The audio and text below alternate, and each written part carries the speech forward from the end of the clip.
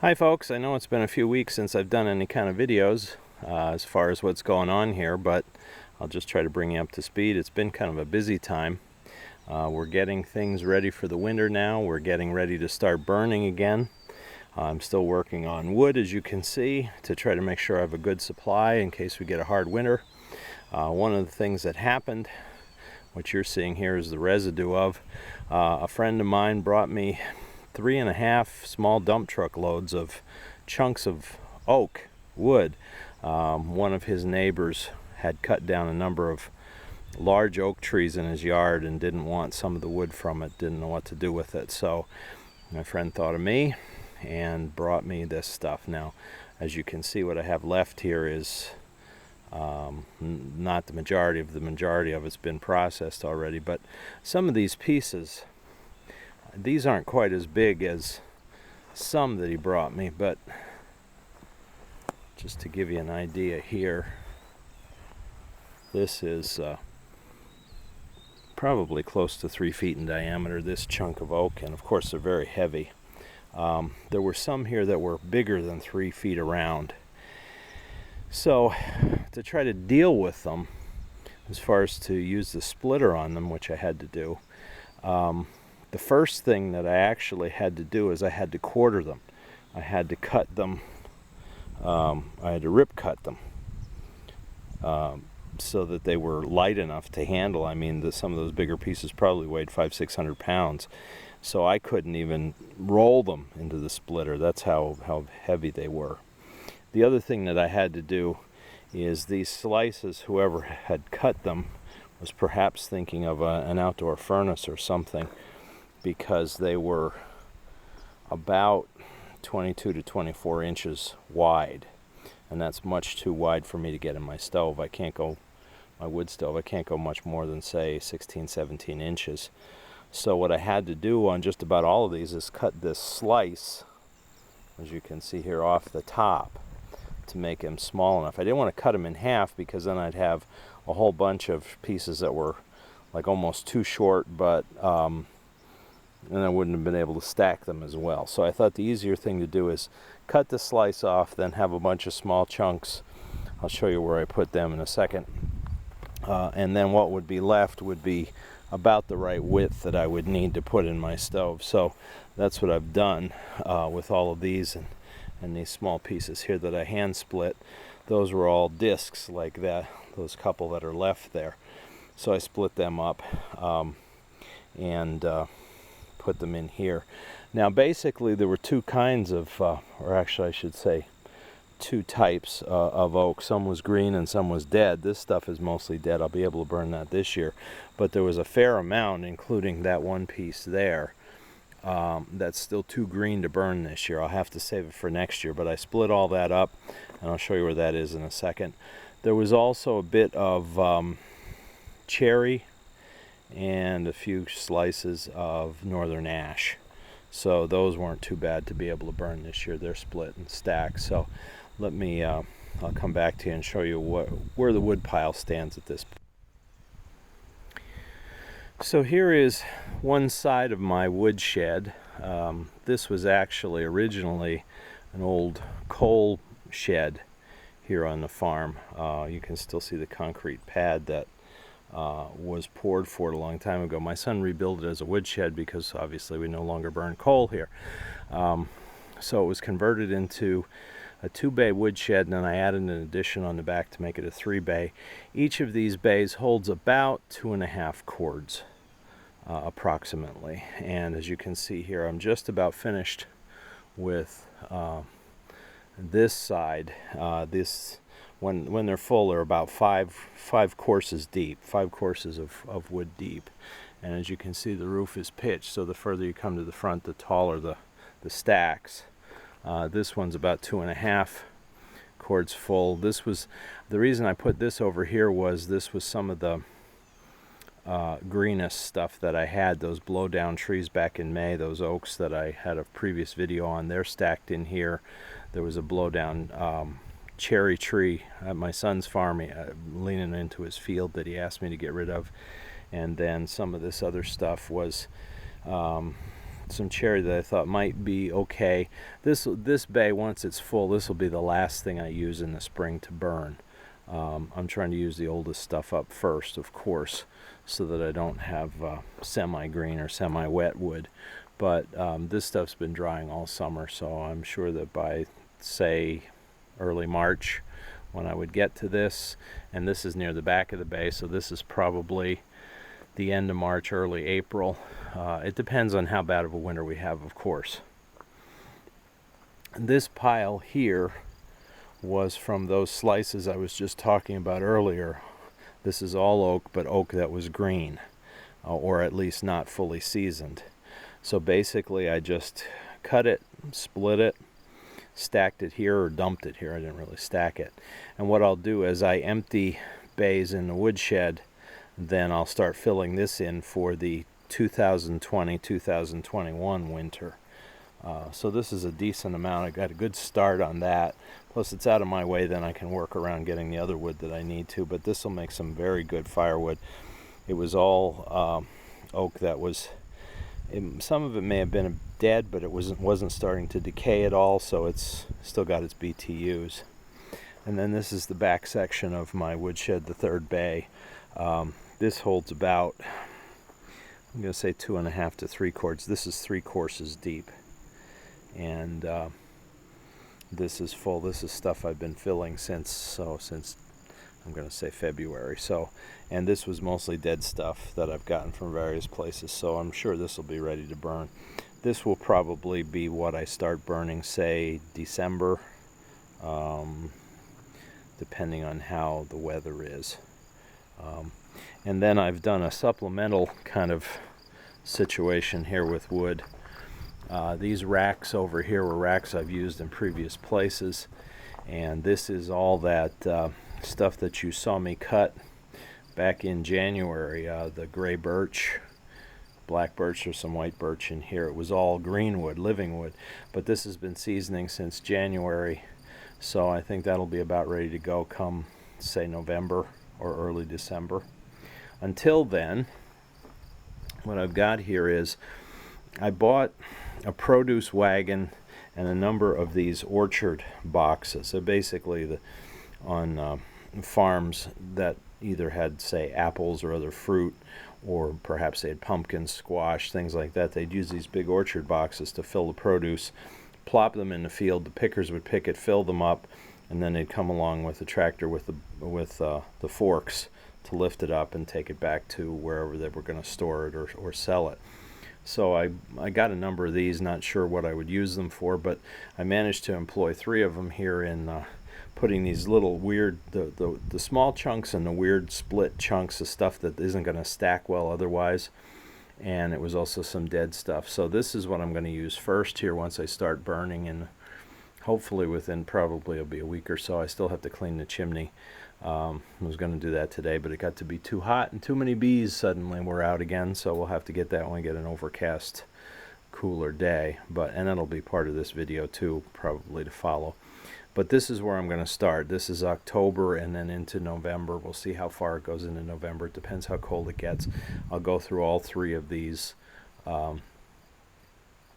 boxes, and then also some of those chunks that you saw laying down there on the original pile. Those are fairly dead. I'll just throw them on top here and burn those in a few weeks. They'll be fine, because that oak was definitely dead and dry when I got it. So between all of this wood and this bay and the other 2 bays, it's approximately 9 or 10 cords depending, and that's enough to get me through an entire season here. Even if we have a cold, hard winter, I won't have to worry about it, even if I'm burning both of my stoves. Now, I don't burn the smaller stove in the kitchen unless the temperature outside is 20 degrees or below, because I don't need to. But once we get to that point where you have temperatures that are dropping that low, then I'll have both stoves running 24/7, and we just basically take shifts filling them. So the main stove in the living room will go almost 8 hours if I have good oak in it, and the one in the kitchen maybe 4 to 6 hours. So we managed to get through without having to use the electric heat. We got all this free natural fuel here I mean, it's not free in the sense that I had to work to put it together and used a little bit of gas to split it and cut it and so on, but still saves a lot of money, and it's a completely renewable resource. Let's talk ecologically here, you know, because trees grow back. And these were all dead. Most of these were dead or junk trees. The green ones that I did cut were not going to be good for saw logs because they were all twisted and growing funny or leaning over too much, or, you know, had some other problems. So basically all I'm doing is I'm thinning out the junk out of my woods, or even at my, you know, my son's farm. His landlord had told me to take some of this stuff that was left over that he didn't want. So this is stuff that would have just rotted and, you know, went back into the soil. So now it can be used to provide plenty of heat for our family for the winter. So I'll come back to you and, you know, just go walk you through the chimney cleaning again. I know I did a video on that, so I won't go through it again, but just part of my winter prep. I still have to do some work to get the gardens ready for the winter, but we're getting to that point now where the cold weather will soon set in. We've already had our first frost last week. One night it got down low enough. I did put tarps over my tomato plants, so most of them survived, but everything else now in the garden is dead. So it's time to winterize it and put it to bed for the winter, and hope to restore its nutrients for the spring. So I'll come back to you with some more of those videos as things progress, but hang in there. We'll have the last part of this video with getting this stove actually prepped to go.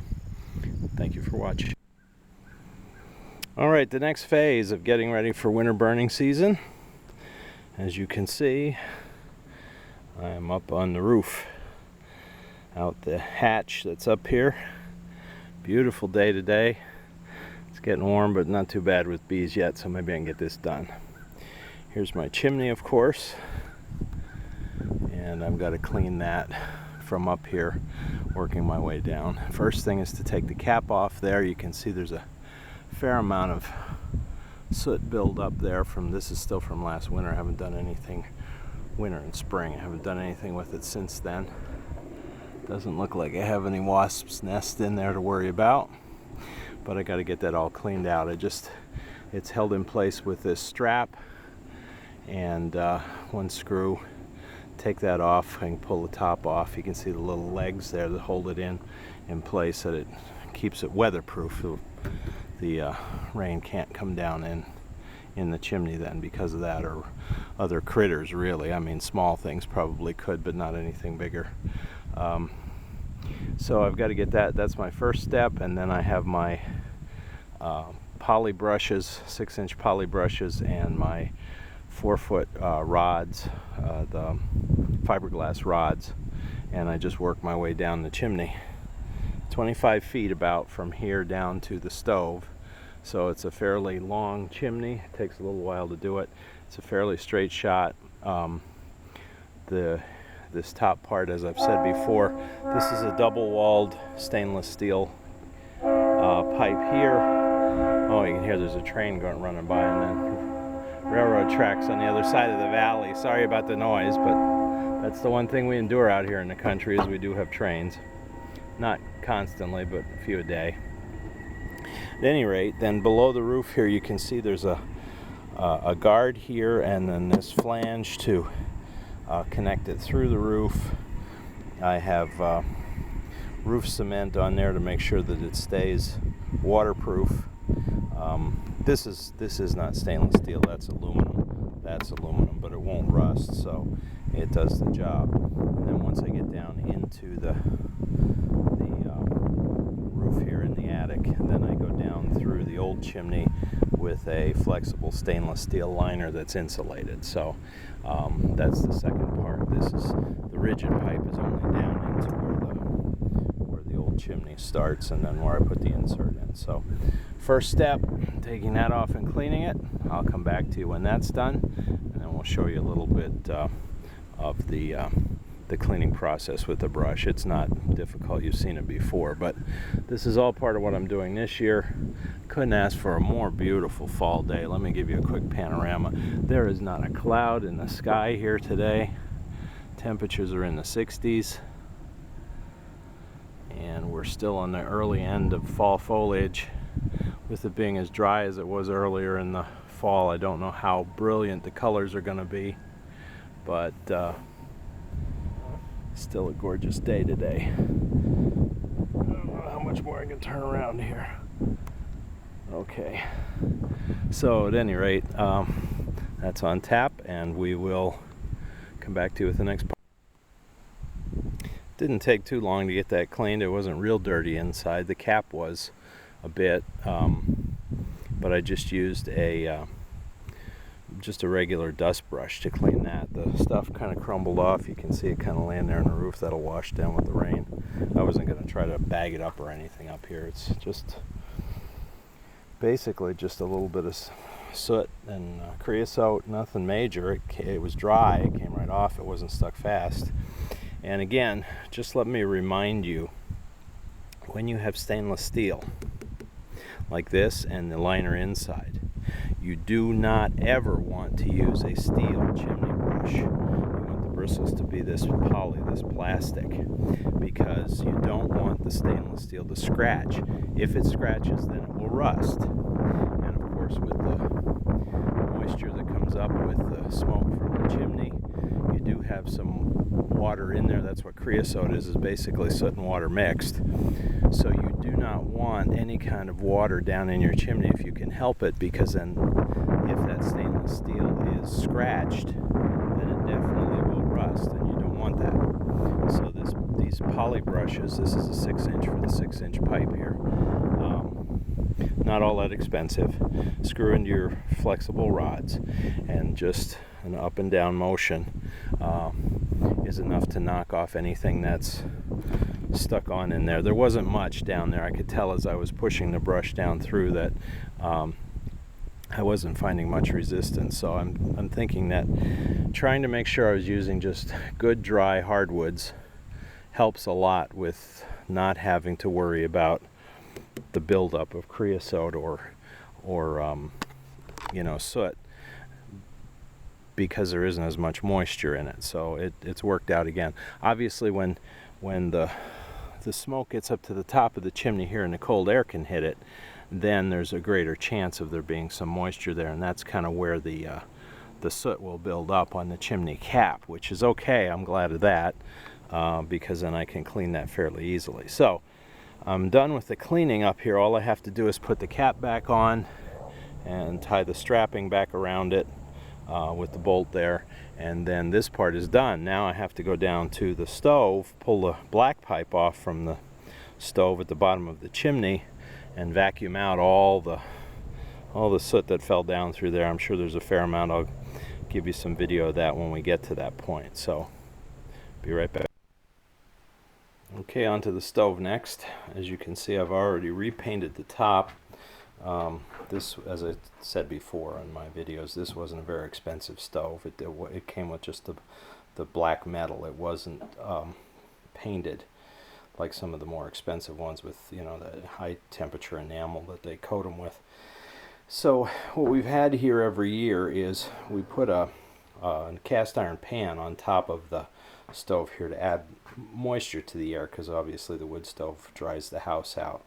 And what happens is, from filling it, and sometimes when it's very hot, it sprays everywhere and stuff, you get water laying on top of the stove here, and that's resulted in rust. So I've had to each year kind of sand it down as best I could, wire brush it down, and then repaint it with a high temp Rust-Oleum. So it's to get me through. I mean, this is the 6th year I'm using this stove, so I don't expect it to last forever, but so far it's been great. And also I did a basic check and cleaning inside here too. Let's see if I can get some light in here so that you can see.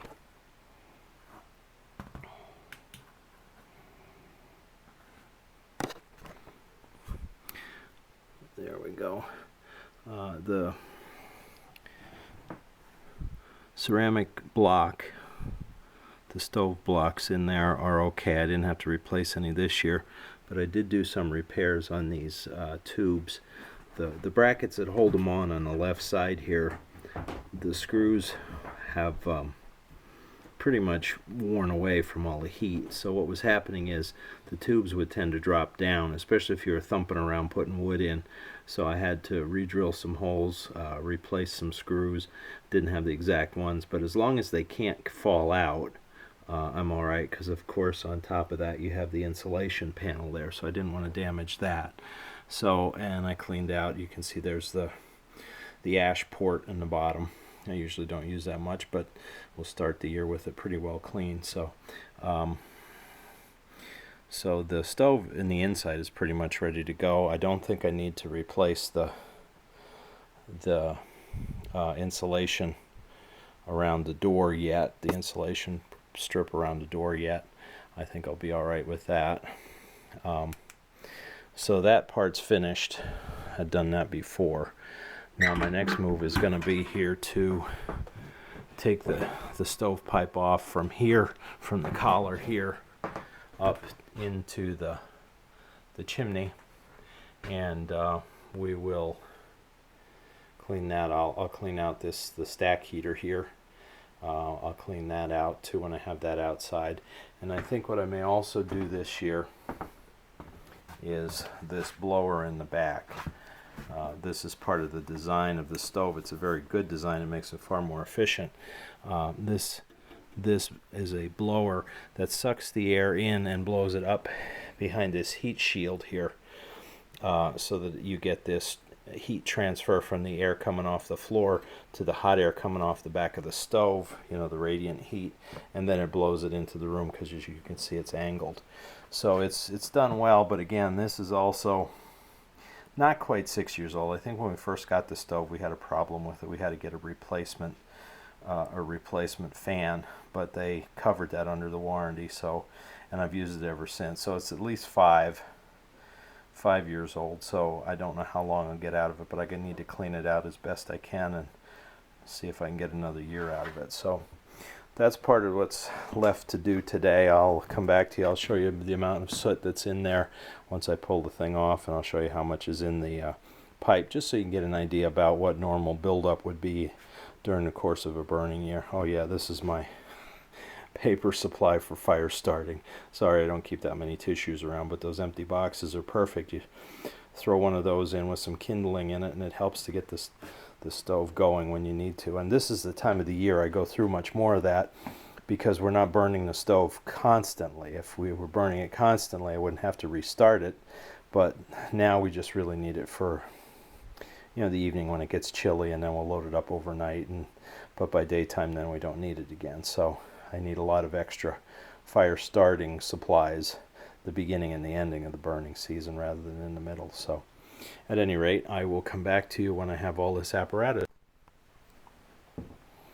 Now if you look in the top of the stove here, you can see there's a fair amount of soot that is in there. Some of that I'm sure came down from the chimney cleaning up top. That's why you don't take the pipe off down below when you're cleaning from the roof, because all this soot would be in the room, and of course we don't want that. And you can see the amount of buildup that's in there. It's a fair amount there, but you know, it wasn't close to clogging the chimney. And of course most of that stuff laying on the bottom fell down from cleaning up, you know, up from the roof. So we'll vacuum out as much as we can, and then we'll take our poly brush again to get the rest of this cleaned out. We'll vacuum the rest of this out. This is sitting on the top edge of the top side of that insulation panel in the stove, so we want to get rid of that, make sure that's nice and clean so there's plenty of airflow through there. And then let me take you outside and I'll show you what the inside of the rest of the pipe looks like. Alright, we put this on the picnic table out here to clean it. You can see up in there, let's go to the rifle bullet casing. It wasn't in the stove, it was just laying here. We picked it up out of the grass.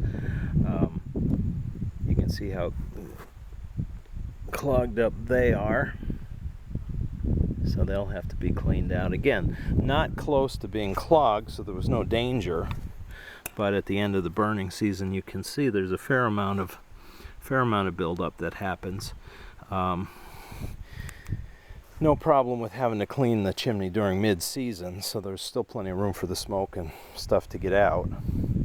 So there was no problem there, but before I use it again, obviously, and this is why you do this every year. You can't skip a year and figure you're going to be all right.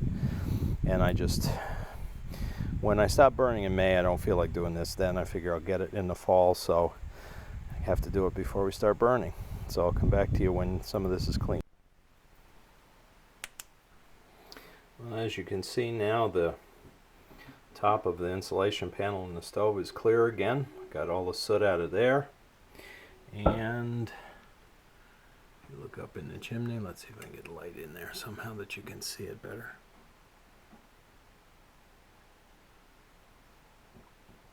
You can see that's clear. There's no more buildup of soot in there. So we're good and clear. We are ready to go with that part now. I just have to do the outside, the work outside on the stovepipes and clean up the fans. So I'll be back. Okay, we are about clean here with this, at least clean enough to be able to use for another year. You can see, let me give you some more light in there. We got some weeds blew in there from being here. I'll clean those out, but you can see we're pretty well clean. And also here in our tube for our stack heater, we're good. Basically 3 things did the trick. 4 really. I used the poly brush here for this stainless steel nosing on here. I didn't want to scratch the inside there. With just the black pipe, I can use the wire brush. It works really well. And then places where I couldn't really get with either, I just used your basic dust brush. If there was anything that was a little more sticky to get off, I just used my screwdriver and scraped it. Not the stainless steel, but in the black pipe. Don't have to worry about that so much. So we're ready to put this back together, put the stove back together. I still have to pull the other fan off and clean that a bit, but this job is just about done. The stove is just about ready for burning. So I'll come back to you with the next. Here we go. We're burning. So the burning season's begun. It's dropping into the mid-40s outside, so we'll take the chill off the house tonight. And this will be going on now probably until May.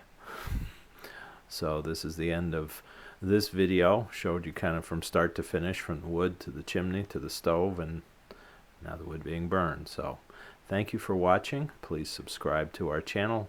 Don't forget also to hit the notifications bell so that if another video or when another video is posted, you'll know about it. And thank you for supporting the idea of country living on a shoestring.